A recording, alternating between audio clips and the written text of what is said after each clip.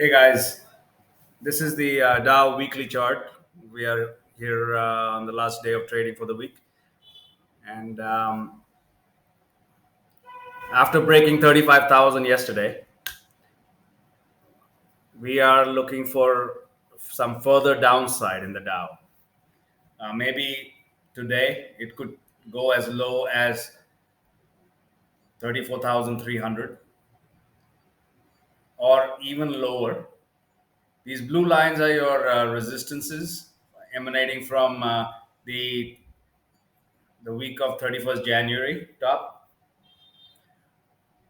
Okay, these are based on your gun angles, and they are showing after testing the first resistance here, the top, and getting rejected, breaking below the second resistance.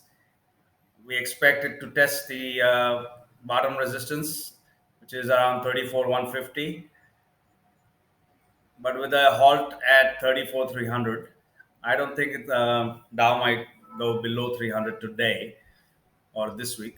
So maybe next week it might touch 34,150 and bounce back up towards 34,700 next week. All right, guys. So we're looking at a support of 34,300 for tonight, and that's where we might close the week. And Monday, we're looking at a support of 34,150 and a resistance of 34,700.